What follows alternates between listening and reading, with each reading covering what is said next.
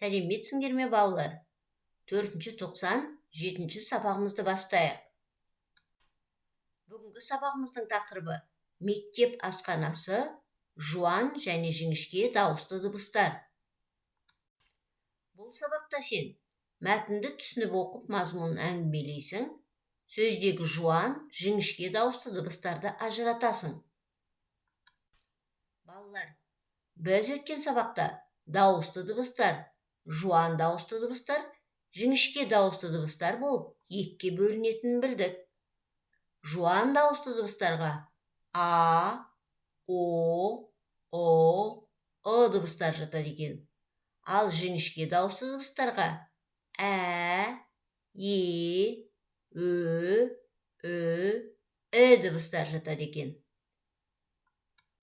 Енді балалар, мына суреттегі заттарды атап жіберейікші. Алма, қарбыз, жұмыртқа, сәбіз, жүзім, шырын, шие, сүт. Бұлар нелер екен балалар? Дұрыс айтасыңдар балалар. Бұлар құнарлы, пайдалы тағамдар екен. Енді балалар, тағамдарды екі бөлікке бөлейік. Неге осында екі бөлікке бөлінді? Бірінші бөліктегі тағамдарды атайық. Алма, қарбыз, жұмыртқа, шырын. Екінші бөлімдегі тағамдарды атайық. Жүзім, сәбіз, шие, сүт. Қандай айырмашылық көрдік балалар? Дұрыс айтасыңдар балалар. Бірінші бөліктегі тағам атауларындағы дауысты дыбыстардың бәрі жуан дауыстылар екен.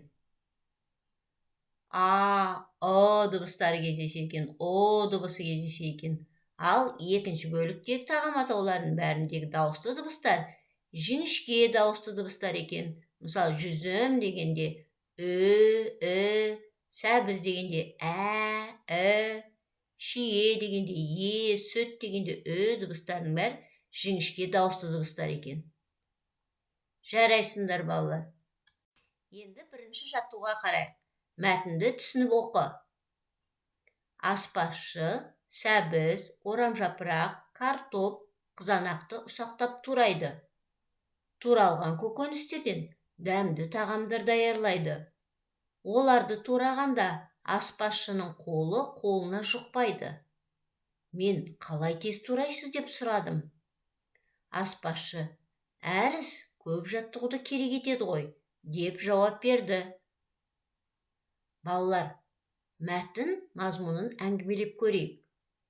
Мәтіндегі соңғы сөйлемнің мағынасын түсіндірейік.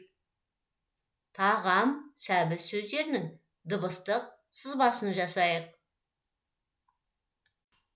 Екінші жаттығу. Жұмбақтың шешуін тап, жатқа жаз. Аспай піскен, қайнамай түскен. Бұл не деп ойлайсыңдар балалар? Шешуін табайық.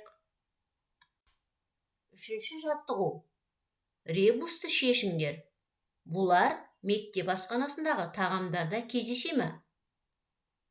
Балалар, ребусты шешіп, шешуіндегі заттың асханадағы тағамдарда кездесе ме, кездеспей ме? Әңгімелейік. Төртінші жаттығу.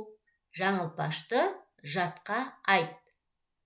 Біздің аспазшы да жақсы аспазшы.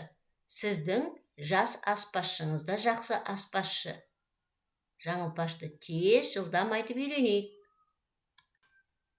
Сөздердегі дыбыстарының бір-біріне ұқсастығы мен бір-бірінен өзгешелігі неде екенін айтып көр.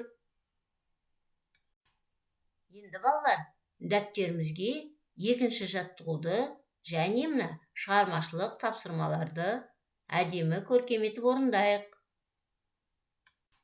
Өзімізді бағдаршам түстері арқылы бағалайық. Іске сәт!